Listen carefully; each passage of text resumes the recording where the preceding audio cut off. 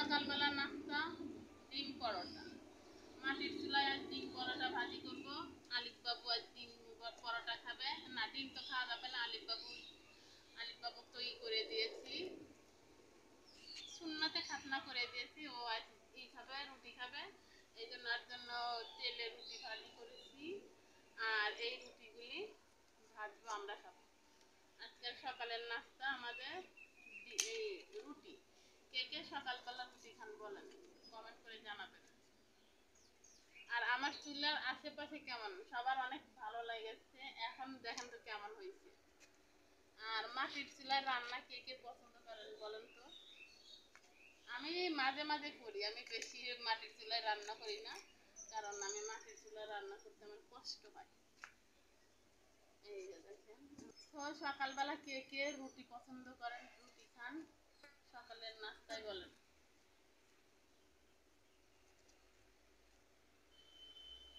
এই দেখেন আলিফ বাবু আজ রুটি খাবে, তাই রুটি বানালাম। এই যে রুটি।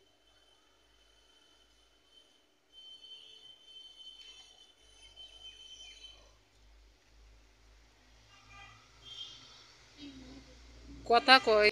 আর ভিডিও বানাবো। হ্যালো, বলেন কে কে পছন্দ করেন রুটি আমার মতন। আমি কিন্তু রুটি পছন্দ করি, কিন্তু রুটি বানাইতে কষ্ট হয়, এই জন্য রুটি খাই না, ভাত খাই। কিন্তু রুটি খাওয়া উচিত সবার। দেখেন মেয়েরা বিয়ের পরে কি সাহসী হয়ে যায়, দেখেন হাত দেওয়া রুটি উল্টাই আমি। কে কে পারেন বলেন।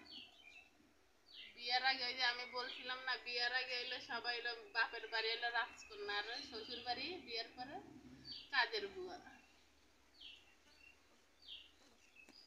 চুলার জালই ভালো করে জ্বলেন না, কি অবস্থা, নাকি জলে নিজেই জানি না। সবাই আলিফ বাবুর জন্য দোয়া করবেন।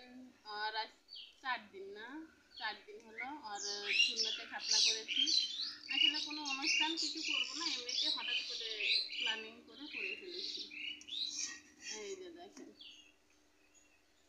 আমি রুটি ভাজি করতেছি, আমার রুটি ফোলে না, মানুষের রুটি কত ফোলে। এই যে দেখেন, এই যে কি জানি কয় এখনকার মানে জামাই যদি একটু প্রশংসা করে এরকম ফুলে যায় বলে, তা আমার রুটি ফোলেই না, আমি তা ফুলবো কি বলেন। এই দেখেন আমার রুটি ফোলে না, কার কার রুটি ফোলে বলেন, আমাকে একটু শিখিয়ে দিবেন রুটি কিভাবে ফোলে।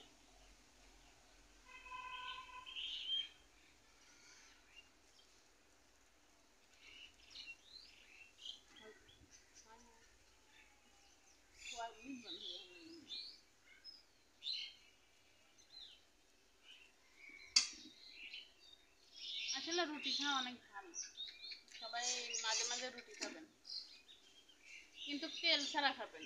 তেল দিয়ে খেলে কোনো উপকার নেই, তেল ছাড়া খাবেন। এই দেখেন একটু ফুল ছেড়ে আমার দেখছেন, এই যে আচ্ছা।